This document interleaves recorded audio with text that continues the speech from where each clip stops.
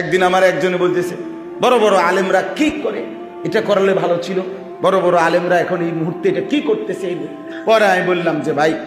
আমি ব্যক্তিগত খরচ দেব, লাইভ করব, ক্যান্টনমেন্ট আমাদের কুমিল্লা একেবারে মাঝখানে, যেখানে 3 রাস্তার মোড়টা, এই মাঝখানে দাঁড়াইয়া আপনি এটা কদ্দুর কইবেন যে এই কি করা উচিত। বড় আলেমরা যেহেতু তো বুঝতে পারতে, সত্যি বলছি, বড় আলেমরা যেহেতু পারতেছে না বুঝতে বিষয়টা, যেহেতু এই মুহূর্তে আপনি বুঝছেন, তা আপনি কদ্দুর কোন আমি লাইভে জাতিকে জানাই। এরপরে কইতেছে আমার কথা শুনবো কে, আমি তো এই ফাওয়ালাপ কেন করে, ফাজলামির জায়গা পান না মিয়া, ফাজিল, তোমার কথা কে শুনবে, তোমার কথা কেউ শুনবে না, তুমি এটা বুঝো না। আকাম মানে এই যে একটা বদভ্যাস দিন দিন বাড়ছে, দিন দিন বাড়ছে বাপ, এটা আমাদের জন্য কল্যাণ আনবে না, এটা কল্যাণ আনবে না, কল্যাণ আনবে না। অবাধ কথা বলার, অবাধ মতামত পেশ করার অবাধ স্বাধীনতা, যে প্রত্যেক কথার উপরে একদিন, এটাই হাদিসে আছে, রাসূলুল্লাহ সাল্লাল্লাহু আলাইহি সাল্লাম বলেন ইবলিস তোমাদেরকে কিভাবে ওয়াসওয়াসা দেয়, কুফরি করায় কিভাবে, শিরিক করাইতে চায় কিভাবে,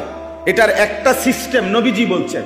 ইবলিস প্রথম কারো দিলের মধ্যে এটা তৈরি করে যে মান খালাকা হাদা, মান খালাকা হাদা, এটা কে সৃষ্টি করছে, আসমান আল্লাহ, জমিন আল্লাহ, পাহাড় আল্লাহ। এইভাবে তোমার মনে প্রশ্ন করতে করতে করতে করতে একসময় তোমার মনে ইবলিস তৈরি করে দিবে ফামান খালাকা আল্লাহ, তাহলে আল্লাহকে কে সৃষ্টি করছে, তখন তো তুমি আটকে গেলা, এখানে আইনে তোমার ফেলাই দিবে, তার মাকসাদ এটা। কথা বুঝছেন কিনা বলে, এজন্য কথার প্রসঙ্গে বললাম বাস, এটা জরুরি বিষয়। উলামায়ে কেরাম আপনি নির্বাচন করেন, আপনি আপনার জীবনের রাহবারির জন্য, পথ প্রদর্শনের জন্য, নিজের জিন্দেগির গন্তব্যের জন্য, আখিরাতের মঞ্জিলের জন্য নির্ভরযোগ্য মুত্তাকি, দিনদার, আল্লাহওয়ালা আলেম নির্ধারণ করেন, খুঁজে নেন, তালাশ করেন, তালাশ করেন, করে তার কথার উপরে নিশ্চিন্তে আমল করেন, ইনশাআল্লাহ নিশ্চিন্তে জান্নাতীও হবে। শুধু শুধু পণ্ডিতি খাটাবেন না, শুধু শুধু না। আমার অনুরোধ, এই জেনারেল শিক্ষিত মানুষ অনেকেই আছেন আলহামদুলিল্লাহ, আপনারা স্ব জায়গায় শিক্ষিত, স্ব জায়গায় আপনারাও সম্মানিত, আপনাদের বিষয়ে আমরা ডাক গলাই না। আমি কালকে চোখের ডাক্তার দেখাইছি, তো আমি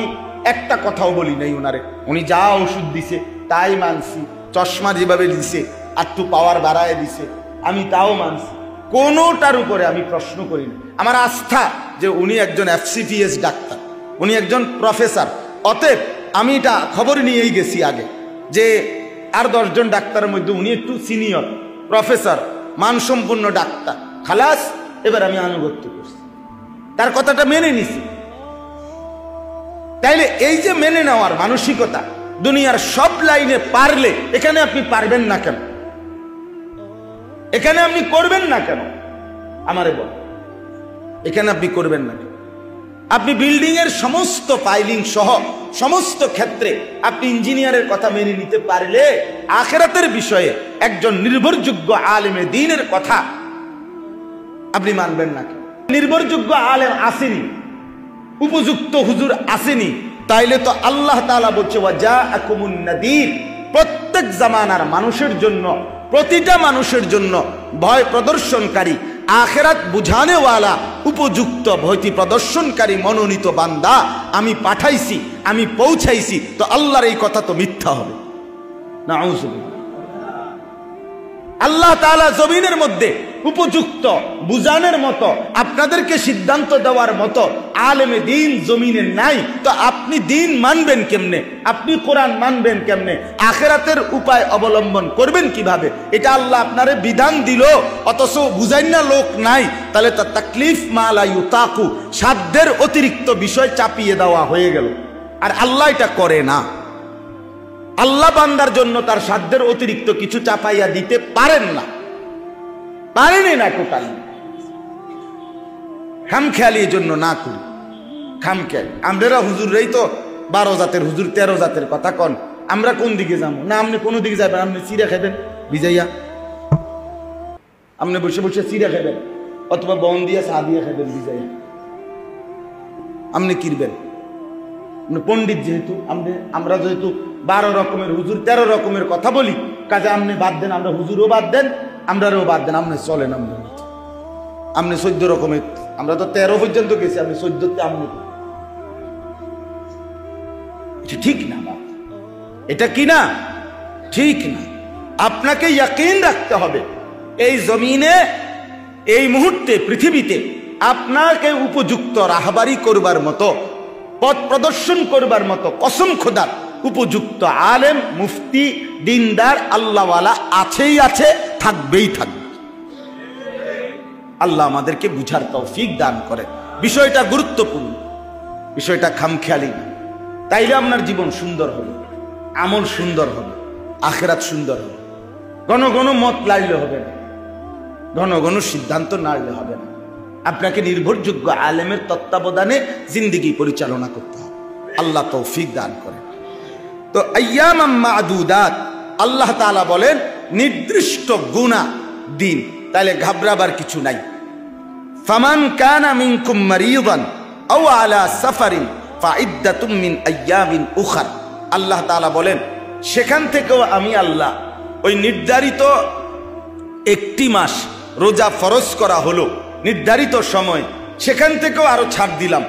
কি ছাড় যারা প্রচন্ড রকমের অসুস্থ যেই অসুস্থতার কারণে দুইটা বিষয় এক যেই অসুস্থতার কারণে একজন নির্ভরযোগ্য মুত্তাকি দিনদার ডাক্তার বলেছেন এই রোগে আপনি মৃত্যুবরণও করতে পারেন যদি রোজা রাখেন অথবা আপনার রোগ প্রচন্ড রকমের বেড়ে যাওয়ার আশঙ্কা আছে এরকম আপনি নির্ভরযোগ্য ডাক্তার বললে এরপরে একজন উপযুক্ত মুফতি সাহেব থেকে জিজ্ঞাসা করে বিষয়টা যে ডাক্তার সাহেব আমাকে এই বলেছে আমার হালাত হলো এই অবস্থায় আমি রোজা ছাড়তে পারবো কিনা এরপরে একজন মুফতি সাহেব থেকে আপনি এটার অনুমোদন নিয়ে আল্লাহ পাক আপনাকে রোজা ছেড়ে দেওয়ার পরবর্তীতে কাজা করবেন এখন বাদ দেওয়ার অধিকার দিছে আও আলা সাফারিন আল্লাহ তাআলা বলেন অথবা কেউ যদি সফরের অবস্থায় থাকে সফরের হালাতে থাকে তো সফরের অবস্থাতেও যদি কষ্ট বোধ করে নিজের জন্য পেরেশানি বোধ করে তাইলেও সে রোজা ছেড়ে দিতে পারবে তবে ফাইদ্দাতুম মিন আইয়ামিন উখর গুনে গুনে যে কয়দিন অসুস্থতা মারাত্মক হওয়ার কারণে ছেড়ে দিল অথবা সফর থাকার কারণে ছেড়ে দিল এইটুকু দিনের রোজা পুনরায় গুনে কাজা আদায় করে নিতে এতটা রোজা যতটা ছুটে গেল ওয়ালাল্লাযীনা ইউতীকুনাহু ফিদিয়াতুন তুআমু মিসকিন আর তোমাদের মধ্যে যারা রোজা রাখতে সক্ষম তারা ইচ্ছে করলে না রেখে তার বিনিময়ে একটি ফকিরকে একটি মিসকিনকে একটি ফিদিয়া মানে আমরা যে ফিতরা দেই এক ফিতরা পরিমাণ মূল্য অথবা মূল্যের খাদ্য তাকে খাওয়াইয়া দিলে যারা রোজা রাখতে সক্ষম কিন্তু চাচ্ছ না রোজা রাখবা না তাহলে তোমরা ইচ্ছা করলে একজন ফকিরকে একজন মিসকিনকে একটি রোজার বিনিময়ে এক ফিদিয়া এক ফিতরা পরিমাণ টাকা বা খাবার তাকে খাইয়ে দিলে খাবার খাইয়ে দিলে তোমাদের রোজার হুকুম আদায় হয়ে যাবে কি বুঝছেন না এই পণ্ডিত এবার অনেকের যে এই কথাটার থেকে হে বলো কি বুঝছি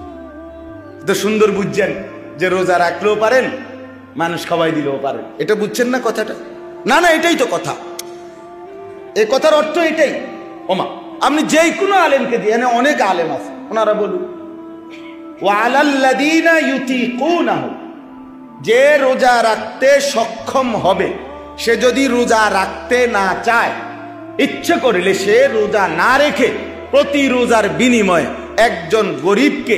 এক ফিতরা পরিমাণ মূল্যের টাকার খাবার খাইয়ে দিলে রোজা আদায় হয়ে যায় এটাই অর্থ এখন এই কারণেই বলছি বারবার কথা আপনি এখন বাংলা অনুবাদে এটাই লাগে আপনি নিজে পড়লে এটাই বুঝবেন এখন আপনি যদি কোনো ওলামায়ে কেরামের ব্যাখ্যা বিশ্লেষণ ওলামায়ে কেরামের দিক নির্দেশনা না বুঝেন না নেন তাইলে আপনি জীবনেও এই কথার অর্থ আপনি ইহ জিন্দিগি তো বুঝতেন